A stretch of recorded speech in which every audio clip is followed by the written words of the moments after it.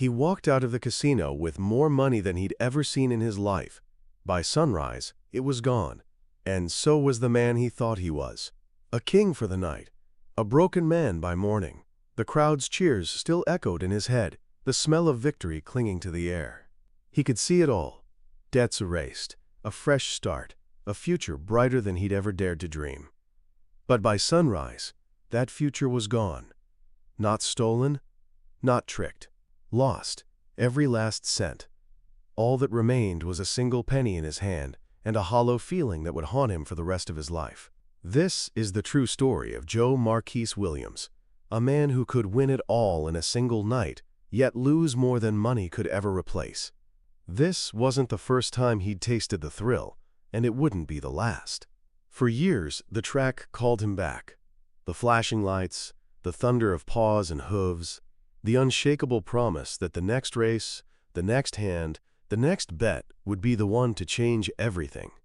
What no one knew, what he couldn't admit even to himself, was that his greatest victory was never going to be enough. Because for him, winning was just the beginning of losing.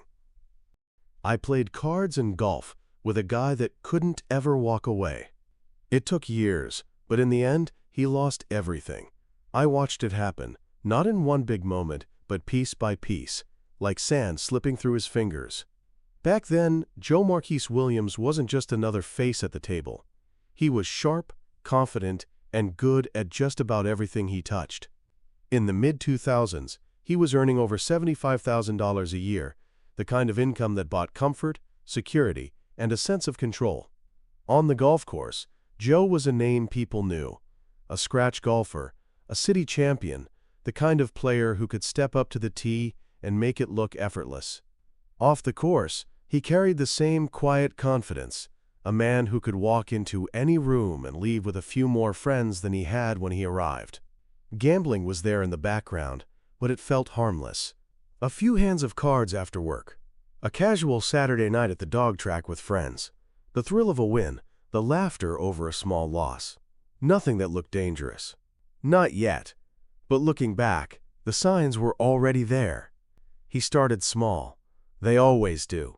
An occasional trip to the dog track, just for fun. Sometimes after a round of golf. Sometimes on a quiet Saturday night, when there was nothing else to do.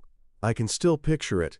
The hum of the crowd, the announcer's voice over the speakers, the metallic clang of the starting gates. And the way his eyes lit up when those dogs burst onto the track, it was like watching someone come alive. A $5 bet here, $10 there. Sometimes he'd win, sometimes he'd lose, and we'd laugh either way. A win meant another round of drinks. A loss meant a shrug and a joke about bad luck. It all felt harmless. And for a while it was. But the track had its hooks in him even then. Every 3 to 5 minutes, there was another race, another shot. That's what made it dangerous. There was no time to think, no time to let the excitement wear off. One race ended, the next one was already loading at the gate. The lights would flash, the crowd would lean in, and you could feel him getting pulled right back into it. At first, it was just about the thrill, not the money. He'd talk about how the race wasn't over until the dogs crossed the line, about the strategy, about how he could read the form better than most. But I noticed something. He'd linger between races. He wouldn't head for the bar or step outside for air. He'd stay close, scanning the board, already plotting the next bet. The truth is, gambling doesn't just take your money. It rewires your brain. Each small win gave him a rush of endorphins, the same kind you get from a strong drink or a hit of something you know you shouldn't take. The high didn't come from the winnings. It came from the gamble itself, from the anticipation, the what if, just before the race began. And that's the thing about the rush. Once your brain learns to crave it, walking away feels impossible. You tell yourself you're in control until one day you're not. Back then, he thought he was just having fun. But the track wasn't done with him, not by a long shot. The addiction builds. The changes began subtly. Weekend visits to the track turned into regular outings. Soon, weeknights were no longer off limits, and the idea of stopping in for just one race became a common excuse. The scope of his gambling widened. It was no longer just the dogs. Horses, card games, even golf matches carried a wager.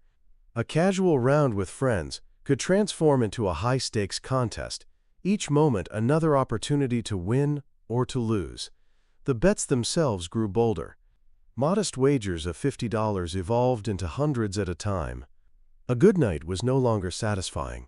Only the kind of win that could erase weeks of losses seemed worth chasing.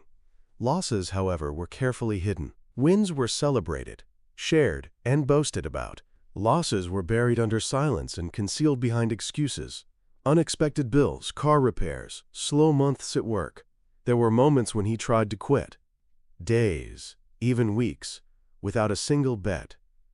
But the quiet never lasted. Sooner or later, the pull of the track brought him back. At first, it was only to watch. Then, a small wager. Then, a bigger one. Before long, he was fully immersed again. It was a cycle without an end, until one night when everything changed, and there would be no going back. The big night. The night was electric. The stands were full, the crowd buzzing with that restless energy that comes when everyone senses something big is in the air. The lights from the track cut through the darkness, casting long shadows across the rows of spectators leaning forward in anticipation. Joe was in his element. The early bets came easy, small wagers that landed just right. A few wins in a row, nothing out of the ordinary, until the streak began. Race after race, the numbers fell in his favor. The betting slips in his pocket multiplied, each one worth more than the last. With each win, his confidence grew. The bets got bigger, bolder. People around him started to notice. A man on a hot streak, riding the kind of luck gamblers dream about. The roar of the crowd seemed louder with every payout. Hours passed in a blur of flashing numbers, pounding hooves, and the sharp crack of the starting gates. When it was over, Joe stood at the cashier's counter, his hands heavy with envelopes of cash. $74, $890. In that moment, he wasn't just another face at the track. He was untouchable. The weight of the money felt like the weight of a new life. Debts could be cleared. Plans could finally take shape. For the first time in years, the future looked within reach. He walked out under the bright track lights, the cool night air wrapping around him like a crown on a king. Every step toward the parking lot felt lighter than the last, but before he reached the exit, he stopped. The noise from inside pulled at him. The muffled announcements, the cheer of the crowd, the promise that the next race was just minutes away. The thought crept in, quiet at first. Just one more bet, one more win. He turned back toward the track, cash still in hand. The noise grew louder as he walked through the entrance. The smell of fried food, the flashing boards, the restless hum of voices placing their wagers. It felt familiar, comfortable, almost like the night hadn't ended yet. The first bet? Small, a fraction of his winnings. Lost. The second? Bigger, and lost once more. By the third race, he wasn't betting to win. He was betting to get back what he'd already lost. Every 3 to 5 minutes, another chance to recover.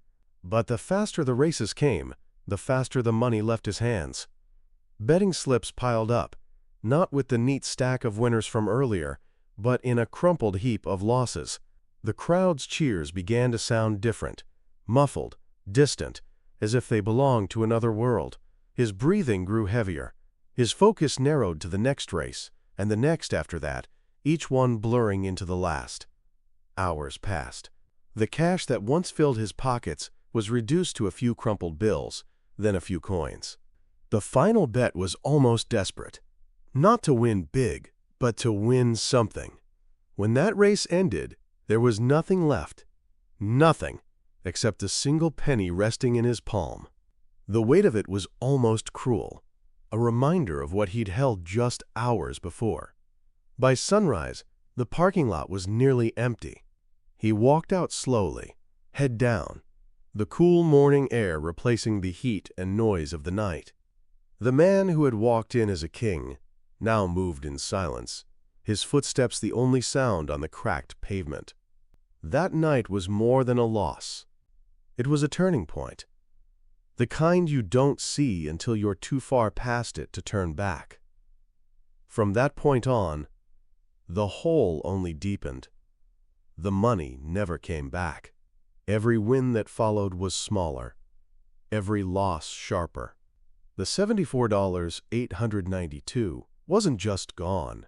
It had taken with it the last of his financial cushion, and with it, the illusion that he was in control. Savings disappeared first. Then came the bigger sacrifices. Selling possessions, cashing out accounts meant for the future. The house went next. The life he had built piece by piece over decades was stripped away in fragments, each one sold or abandoned to cover debts and keep the next bet alive. Eventually, home became a beat-up trailer parked behind the very track that had drained him. From his window, he could see the lights at night, hear the faint roar of the crowd. The temptation was never far. It never needed to be. Friends began to drift away. At first, it was subtle. Calls not returned, invitations not extended. Then, it was just silence. People who once shared drinks with him after a win now avoided eye contact in public. The man who had once been respected, admired, and envied became someone whispered about. And somewhere along the way, the losses stopped being measured in dollars. They were measured in self-respect, in trust, in the life that could have been. The king of the night had become a ghost in the shadow of the track. Joe's story is far from unique. Gambling addiction doesn't always begin with desperation. More often, it begins with excitement. But once it takes hold, it changes the brain. Every win releases a flood of endorphins and dopamine, the same chemicals triggered by drugs or alcohol. The brain begins to link the act of betting with pleasure, not just the result. Over time, it stops being about winning money at all. The true reward becomes the anticipation, the moment between placing the bet and hearing the result. That's the moment the addict begins to crave. It's why even the biggest win isn't enough to make them walk away. If anything, it pulls them in deeper, convincing them the next win will be even greater. The same thinking fuels the chase after a loss, the belief that just one more bet will undo the damage. And here lies the painful truth. No one can force an addict to stop. Friends can beg, family can threaten, strangers can warn. But until the person hits rock bottom, until they see for themselves what the addiction has taken, the behavior will continue. For Joe, the loss wasn't only financial.